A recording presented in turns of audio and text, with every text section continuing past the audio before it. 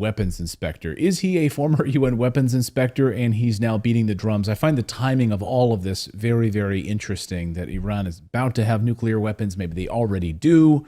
And we should probably hit them. We should probably attack them right now. David Albright had a brief interaction with the International Atomic Energy Agency's um Iraq inspection group. He was invited to participate in an inspection where they were reviewing documents that had been acquired after Hussein Kamal, the son in law, had defected. He's not an inspector.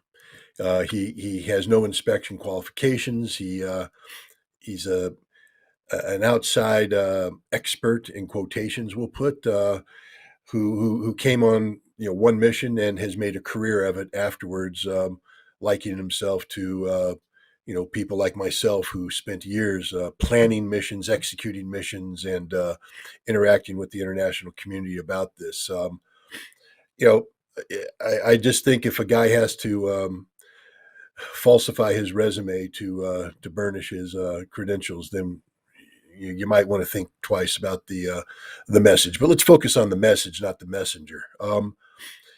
This is a man who has been pushing for the violent disarmament of Iraq back in the day.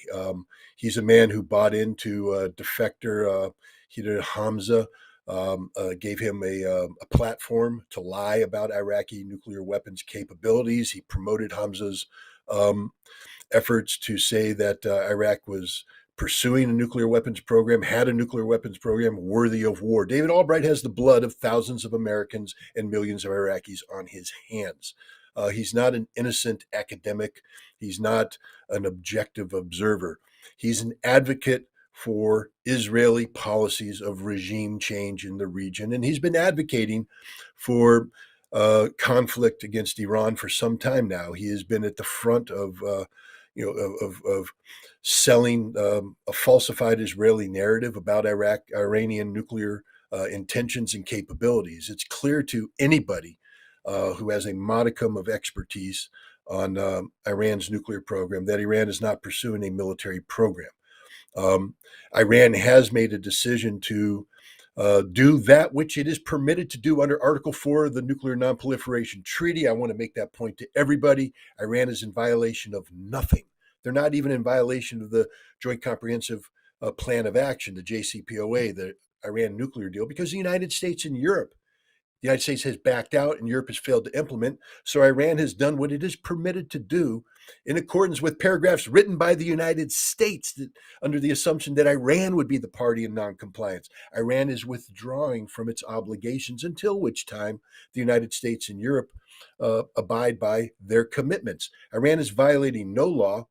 They're doing what they're permitted to do under Article 4. They're doing that which they would be permitted to do when the JCPOA reached maturity in any event. So this is not a push for nuclear weapons. This is David Albright, providing a background chorus, so to speak, for Benjamin Netanyahu's ongoing song of war against Iran.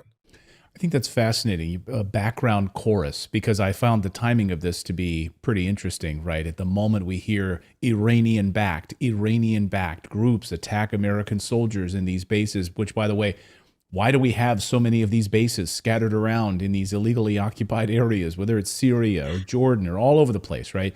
Even in the New York Times, the Biden administration has admitted that, it's only a matter of time before American forces in these regions are targeted or hit. Well, shocking. Shocking. They've been telling us for years they don't want us there. Why are we in these areas illegally in the first place? So it's only a matter of time, and the Biden administration admits this. They're sitting ducks. It's almost like they're putting them out there on purpose as decoy pigeons or something, waiting for these Iranian-backed groups to attack us, and that's a justification for us to do something to Iran. Am I wrong about that? Maybe it's just my cynical nature. Well, in this case, remember, the Biden administration inherited this forced posture. This is something that began under the Obama administration. Of course, Biden was the vice president, but it was continued under Trump. This is an American policy, not a Biden policy, and it's a policy that makes no sense. But the United States, we project force into regions under very dubious claims of of legitimacy. We have no legitimacy in to be on Syrian territory. We claim it's because we're seeking to destroy ISIS. But if you take a look at the Al Tamf Area 55, I think they call it, we're there to actually use ISIS affiliated Syrian tribal groups against the Syrian government. This is about, destabilizing the government of Bashar al-Assad as part of a larger policy of regime change, again, which Biden has inherited from Trump, who inherited it from Obama. And it's a policy that has gone, it basically, they've stopped actively pursuing it. So they're there doing nothing. That's the point I want to make. American forces are in this position illegally on Syrian territory, illegally. Everything they do is a war crime by definition. They're there with no mission, no viable mission. They've become nothing more than targets, not because the Biden administration wanted them to be targets, but because the Biden administration doesn't have the courage to do a policy review and say there's no reason for continued American presence. See, Americans, the government, we view it as a sign of weakness to do the right thing. If we if we say, "Oh, maybe it's time to get out," "Oh no, you'll be attacked as weak." And of course, Biden is running for president. He doesn't want to be seen as weak. The weakest thing an American president can do is allow American soldiers to die for no justification, no just cause. Joe Biden is the weakest president imaginable because not only have 3 American soldiers died, 34 wounded, but now he's talking about carrying out acts of retaliation that could expand this conflict. And if David Albright and Netanyahu get their way, it would mean a general war with Iran. And here's the kicker, which we would lose. We're not going to win this war. We can't even stop the Houthi from shutting down the Red Sea. The Iranians will shut down the Strait of Hormuz. The Iranians will destroy every piece of American military infrastructure in the region. All those F-22s and F-35s that sortie out of Qatar air bases, those bases will be destroyed. Those planes will be destroyed. This is the inevitable outcome. I can write it right now, just like I could write what happened to the Ukrainian counteroffensive. Any military expert who takes a look at the correlation of forces knows America is not postured to win. So why are we getting involved in a military conflict that the military professionals know we will lose? Presidential politics. Joe Biden is putting his political ambition above the sanctity of life of the American service members. It's absolutely disgusting because how do you tell the families of those 3 that were killed they were there illegally? Were they protecting America? Were they protecting America? Was it, Red Dawn? We were invaded. Somebody at the southern border? No. They were there illegally. So to be able to go to the families of those 3 service members that were killed, the 34 that were wounded, and to say, they were killed. They died for a cause. What cause is that? The political ambitions of Joe Biden. Cause. It's absolutely disgusting. Yeah. And when you think about the larger mission now and what the Biden administration appears wants to do, I mean, you certainly have Lindsey Graham and other members of the Senate who in the past 48 hours have been all over Twitter, have been pushing out messages saying we need to hit the heart of Tehran. We need to wipe them off the map. Those are the words of Lindsey Graham. We need to target and hit them harder than they've ever been hit before. So we need to go right at Iran. Iran says we had nothing to do with this attack. And so they've been looking for this justification, to my mind, for decades. And now I don't know if this is the catalyst they'll use in order to do this. But this is the third of the members that they've been trying to take out. Iraq, Libya, this is the third. They've been wanting this one. So to me, is it an inevitability at this point, Scott, that they are going to go after Iran? I don't think so. And I'll tell you why I don't think so. Because the U.S. military is not populated by idiots. There are professionals there who, regardless of their ideological motivations, they may, believe in a strong American posture in the Middle East. They may support the anti-ISIS mission in Syria, all that, but they are professionals. And so it's like a firefighter whose job is to put out the burning building. But if I roll up on the building and I look at it and I look at the nature of construction, the spread of fire, the smoke coming out, I'm going to go, that building's a loss. I'm not putting any firefighters in that building. It doesn't mean that I don't want to fight fires. It means that I'm not going to fight this fire because this fire will kill me. I'm going to lose this fire. The military professionals right now are taking a look at the correlation of forces in the region. Remember, once you start a war with Iran, Let's just start with basic strategic lines of communication. Iran will be operating off of interior lines of communication, meaning they'll be fighting from their own territory.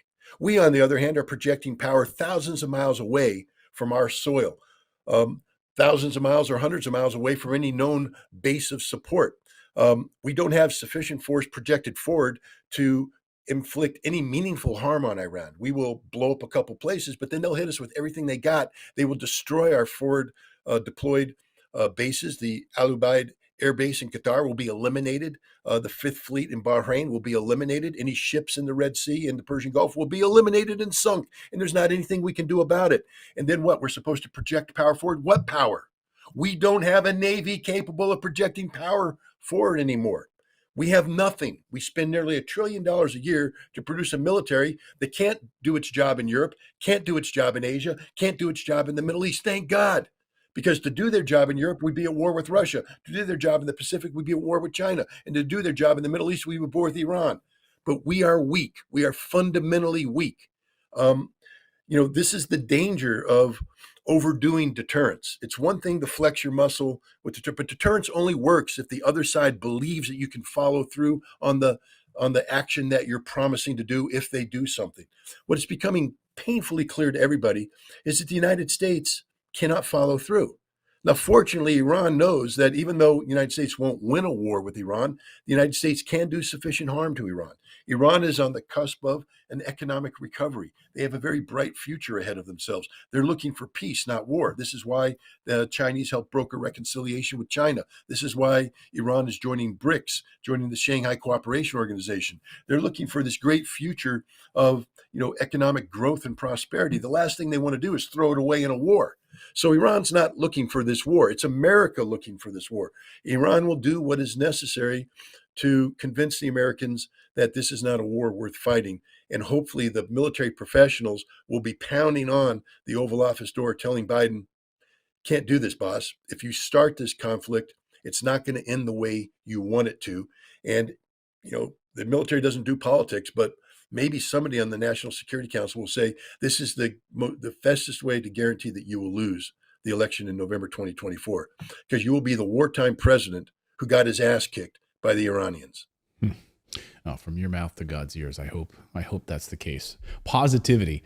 Absolutely. I hope that that's the case. Scott, great to see you. Thanks as always for your insight and your analysis from a real UN weapons inspector. We appreciate it.